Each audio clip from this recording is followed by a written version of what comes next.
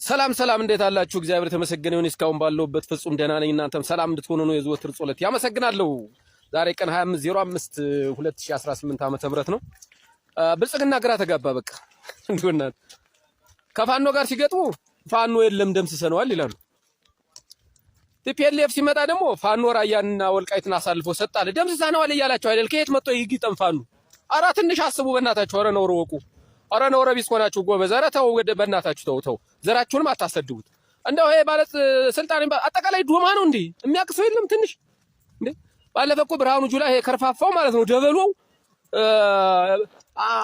ከ195% እኮ ደምስሰናል ፋኖን በየወንዛ ወንዙ ነው የሚዞሩ እኮ ብሎ ተናግሮ ነበር። ዛሬ ታዲያ ተደመሰሰ። የደመሰሳችሁት ፋኖ ከየት መጥቶ ነው የሚገጥመው ቲፒኤልኤፍን?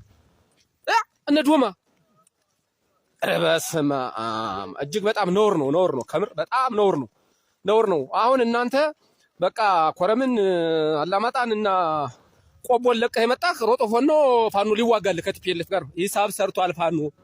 ፋኖ በጣም ምሁሩ በዝቶበታል። እንደናንተ ዶማ አይደለም ፋኖ ያስባል። የተማረ ኃይል ነው። እንደ አብይ አህመድ ከአራተኛ ክፍል ያቋረጠ አይደለም የፋኖ አመራር። በቃ እናንተን ለማጥፋት ከቲፒኤልኤፍ ጋር ማንስማማበት ምንም ምክንያት የለም። ቲፒኤልኤፍ የኛን አላማና የአማራ መገፋት ትክክል ነው፣ እኔም ስላጠፋሁት ጥፋት ይቅርታ ብሎ ከመጣ ሰይጣንም ቢሆን እንተባበራለን ብለናቸዋል እኮ። ምን አባቶን በቃ አንተ ለፋኖ ልታስተምረው ማለት ነው። አንተ በቀደርከው ቦይ ፋኖ ሊገባልህ ምን ጉድጓድ በገባህ እያንዳንድ አንደበሎ ብቻ። ለዚህ እኮ ነው እኛ ጭንቅላታችሁ ዶማ ነው፣ እናንተ አታስፈልጉም፣ ቶሪዎች ናቸው፣ አርጅታችኋል፣ በሱሳችኋል ምን እላችሁ እኮ። ለዚህ ነው በቃ ጊዜው ለወጣት ነው። በተለይ በአሁኑ ሰዓት በአራቱም አቅጣጫ እየመሩት ያሉት ለፋኖ መሪዎች በቃ ጊዜው የነሱ ነው። አትጨመላለቅ እያንዳንድህ። አሁን የብርሃኑ ጁላ የብልጽግና ተከፋይ ካድሪ የሚዲያ ሰራዊት ተብላላሽ በአንቺ ቤት ፋኖ ሮጦ ሆዶ ሊገጥምልሽ ነው ነበር። ወንድን የሆነ ፋኖ ጀግናን የሆነ ከቲፒኤልኤፍ ጋር የምንገጥምበት አንዳችን ምክንያት የለም። አሁን ተጋግዘን ይህንን አራጅ መንግስት፣ ይህን ጡት ቆራጭ መንግስት፣ ይህንን ካዲያን ደደም መንግስት ከኢትዮጵያ ምድረ ገጽ ማጥፋት ነው። በቃ ሌላ ዓላማ የለንም። ስለዚህ ብልጽግና ፋኖ ሲዋጋ ደምስሰነዋል ትላለህ። ዝም ሲል ፋኖ እንዲህ አድርጎ ራያንና ወልቃይትን አሳልፎ ሰጠ። ምን አባልትሆን አንተ አይለትተው የፈረጠጥክ ከኮረም እኮ ሮጠህ ወልዲያ ያገባህ እኮ የብርሃኑ ጁላ ጦር ነው። አንተ ፈሳም ብቻ እንደ ድሮ ፋኖ ወዶ ሊገጥምልህ ማለት ነው። ጉድጓድ ገባህ አይነት ይከተልህ። እስቲ አዲስ አበባ ያስገባት ቲፒኤልኤፍ የኔ ብሎ ከዛኛ ጉዳቱን እኛ ታየዋል። አንተ ሽንታ ግጠም በቃ። አሁን ቲፒኤልኤፍ በፊት እኩል ከሆነ እኛ ከኋላ አርክ እናበላለን። አንለቅህም።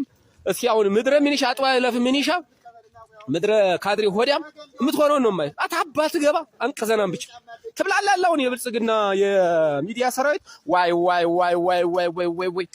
የመከላከያ ሰራዊት አታባቱን ለቆት የመጣቡታው ይሽንታ ይድፋም ይንቅርጭጭታ ይንገመዳፍ አታባ ነው ምትድ አታባ ነው ቦታውን ለቀህለት ምትመጣ አትገጥም ዘው አንተ ሽንታ። ስለዚህ ቲፒኤልኤፍ እና ፋኖ የሚገጥሙበት አንድ ሚሳብ የለም። ቁማሩን ተበልታችኋል። ብልጽግናዎች ተቃጠል እከካ። ሰላም ወድ ፋሚሊ እንዴት ናችሁ? አማን ናችሁ? እንግዲህ ሰሞኑን አዲስ ነገር ተፈጥሯል። ይሄ አዲስ ነገር ደግሞ ምንድነው? በዚህ ሳምንት የቲዲኤፍ ኃይሎች ወደ ወልቃይትና ራያ በኩል እንቅስቃሴ አድርገዋል ማለት ነው።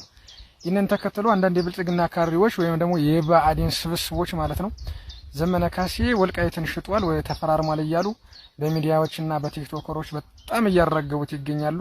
ይህም ደግሞ ቲዲኤፍ እያስጨነቀቻቸውና እያስጠበበቻቸው ሲሆን ከዚህ በተጨማሪ ደግሞ ከቲዲኤፍ ኃይሎች ጋር የፋኖ ባንድነት እየሰራ ነው ብለው በማሰብ በጣም ስለጨነቃቸውና መረሻ ስላጡ ነው ማለት ነው ይሄንን ፕሮፖጋንዳ እየነዙ ያሉት ማለት ነው። ነገር ግን የትኛውም የአማራ ፋኖ ወልቃይትን ወይም ደግሞ ራያን ለመሸጥ ወይም ደግሞ ለመፈራረም አይደለም ከቲዲኤፍ ኃይሎችም ወይም ደግሞ ከሌሎች አገሮች ጋር እየሰራ ያለው ማለት ነው። ነገር ግን የብልጽግና ይሄን የሁለት ግራ አሳማ ብልጽግናን በአንድ ላይ ተደራጅቶ የብልጽግና የካድሬ ስብስብ ስርዓት አጥፍቶ ትክክለኛ ኢትዮጵያን ለመገንባት እያሰበ መሆኑን የትኛውም የኢትዮጵያ ሕዝብ መገንዘብ ያስፈልጋል ማለት ነው።